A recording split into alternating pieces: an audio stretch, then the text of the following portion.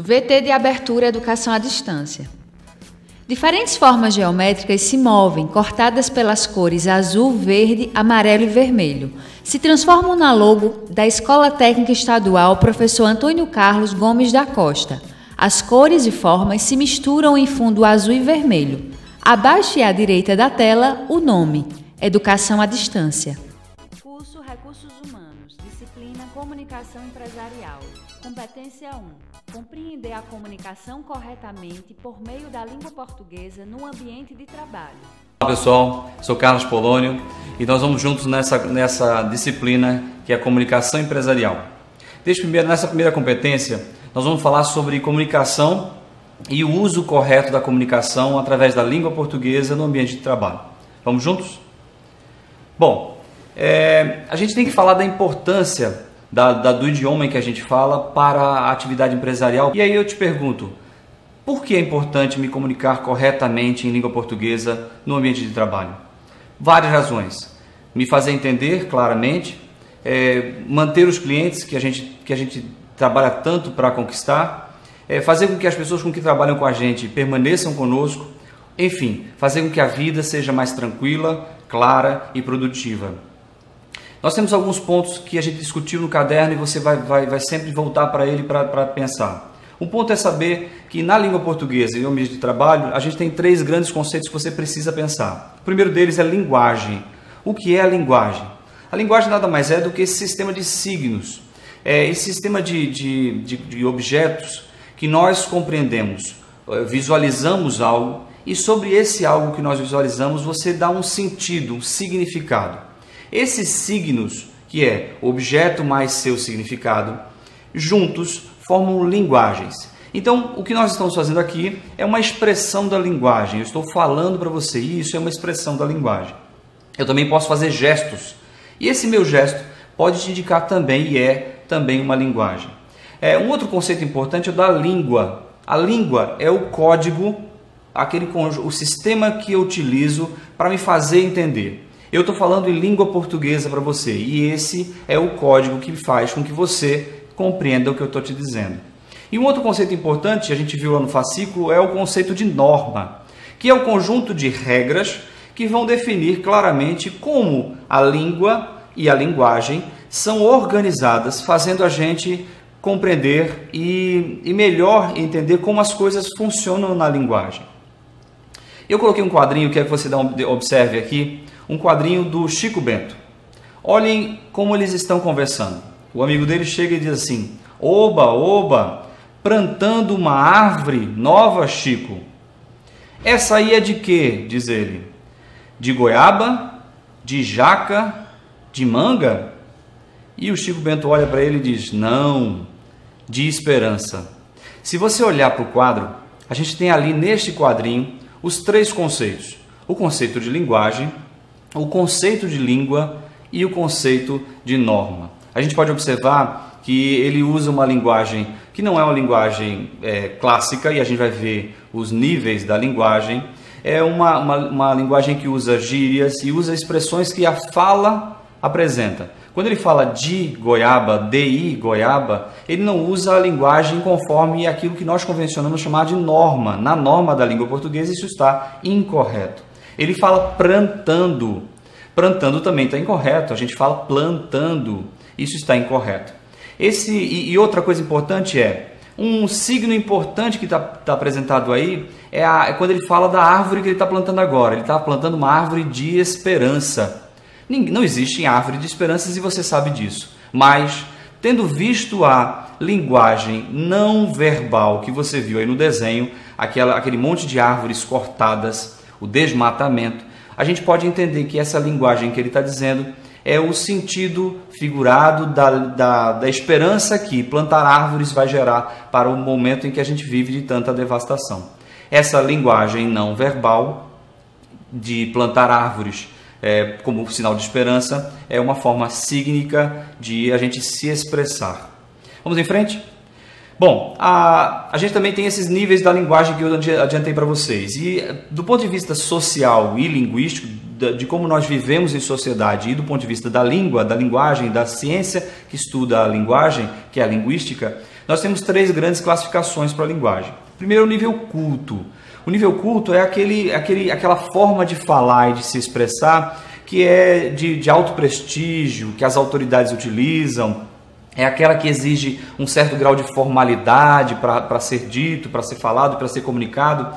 E outra é aquela dos documentos técnicos. O documento que você recebe de uma instituição pública ou privada, ele é sempre muito técnico. E isso é o que caracteriza o nível culto da linguagem. Um segundo nível é o nível popular. O nível popular é a forma espontânea de se comunicar, né? É aquela forma descontraída, a que você fala com seus colegas. Essa forma descontraída a gente chama de nível popular da linguagem. A gente usa a entonação para querer dar destaque para alguma coisa, e isso é o que caracteriza o nível popular da linguagem. O intermediário entre as duas é o que nós chamamos de nível comum da linguagem. É quando a gente foge da formalidade, mas também não se expressa como popularmente se faz. A gente não usa as gírias que o nível popular usa, mas foge também aquela formalidade, aquela rigidez que o nível culto compreende.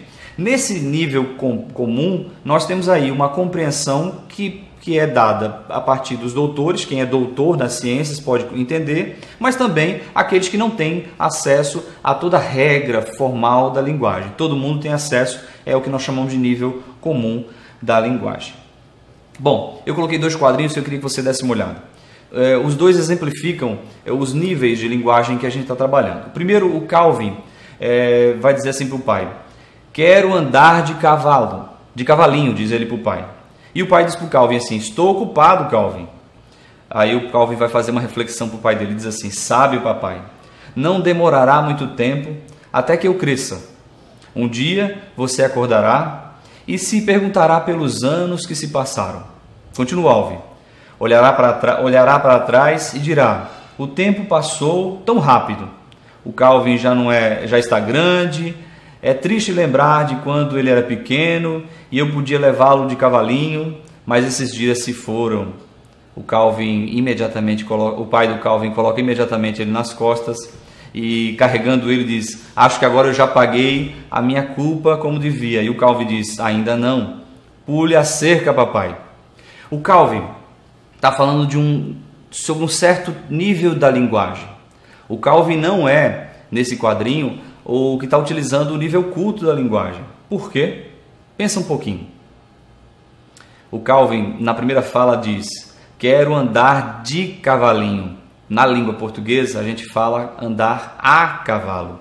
E aí, alguns outros pontos desse trecho vão deixar essa linguagem, que é extremamente rebuscada, que pareceria para você uma linguagem de nível culto, mais popular ou mais comum do que ela normalmente se apresenta. O desenho abaixo na figura está dito assim, escrito pichado no muro: 3 tópicos. Nós erra. Tópico 2, quem reclamar. Tópico 3, nós expulsa. Se a gente for pensar em termos de norma, está tudo errado, né? Nós erramos, quem reclamar, nós expulsamos. Essa é a forma correta da linguagem. Essa linguagem do muro é exatamente o nível popular da linguagem, né? Esse uso como a gente fala comumente, equivocadamente, mas é como a gente fala. E a gente tem que começar a prestar atenção. Dependendo do lugar onde nós estejamos, a língua precisa ser utilizada de maneira mais correta. E aí, estando no comércio ou em qualquer atividade que você executa, você precisa começar a prestar atenção no quanto isso é importante para a atividade profissional que a gente executa.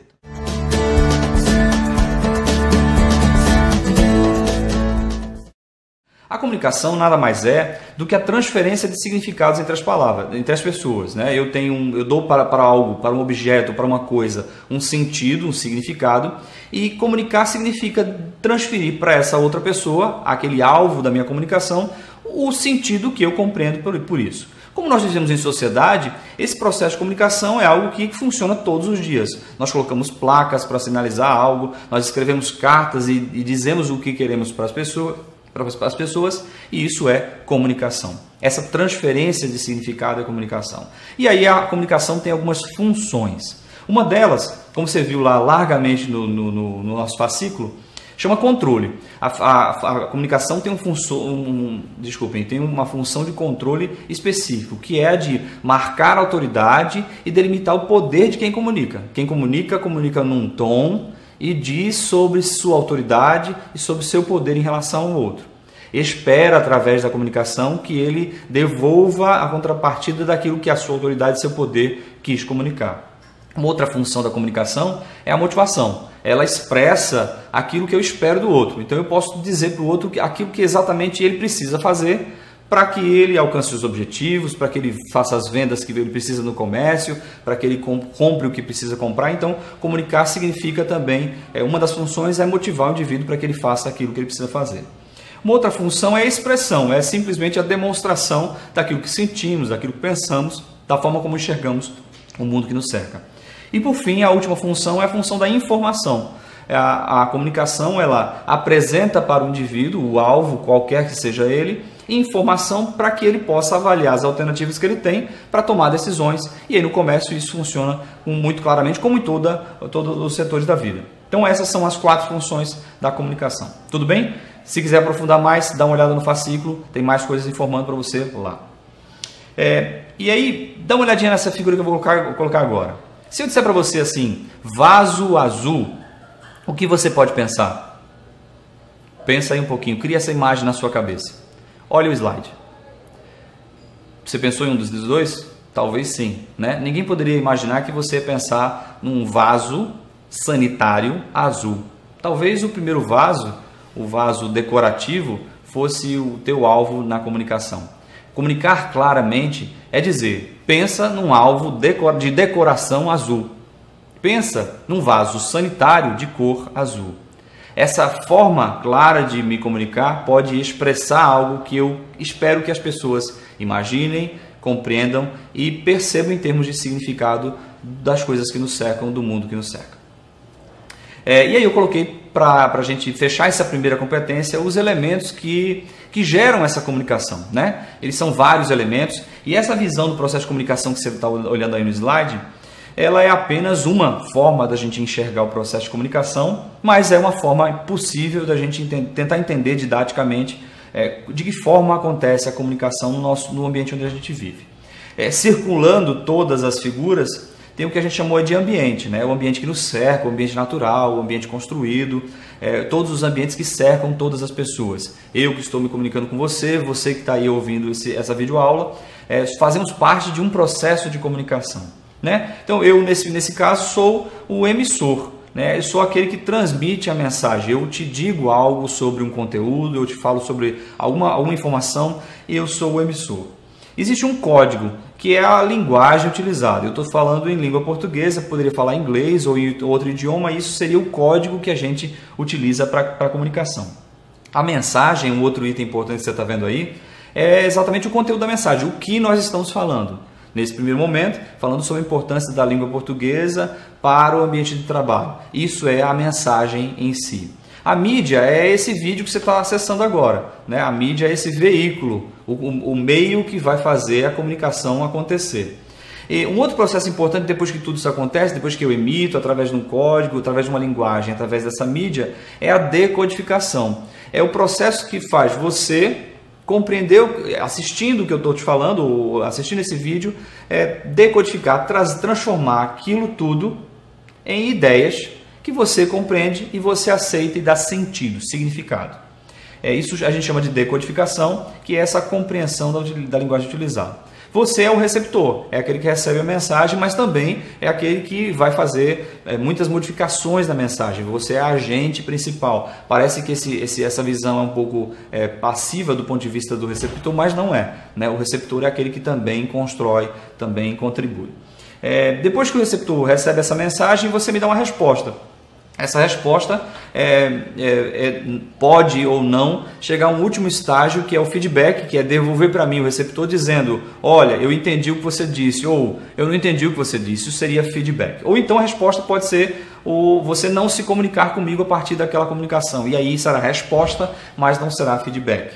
Apesar de que, se a gente for pensar, quando você não me dá uma resposta, isso também gera um feedback para mim. pensando, por exemplo, que você não entendeu exatamente o que eu quis dizer. No meio de todos esses elementos tem um importante que nem sempre a gente pensa na sua importância, que é o ruído. Em todos os momentos desse processo de comunicação há ruídos. Ruído não é só barulho, barulho também é ruído. Mas os ruídos são aquilo que você pensou em dizer e não disse, aquilo que você acreditou entender, mas não entendeu. É aquela palavra que estava lá na mensagem que você simplesmente não entende o que é e também não procurou saber o que era. É aquela falha que teve na comunicação e que atrapalhou o entendimento. Ruídos são várias coisas que acontecem no nosso meio. E aí a gente coloca aqui exatamente o que a gente disse. O emissor é aquele que transmite a mensagem, o receptor é aquele que recebe, a mensagem é o objeto dessa comunicação, o código é esse conjunto de sinais, de signos, aquelas coisas que nós damos sentidos, e esse objeto tem significado para mim neste sentido, e aí eu comunico para você isso. A codificação é a conversão daquilo em ideias, o canal é o meio, o veículo, como a gente disse. A decodificação é a forma como você percebe e interpreta a comunicação. E a resposta, o feedback, é essa reação do receptor ao objeto que é a nossa mensagem. E o ambiente é esse contexto todo onde a gente está inserido, e ruído é aquilo que interfere na forma como nos comunicamos. Ok? Nos vemos na próxima competência. Um abraço a todos, até mais. Som direto, Luiz Vitor. Imagens, Juliana Aguiar. Leandro Gomes. Interpretação de Libras, Rafaela Briani.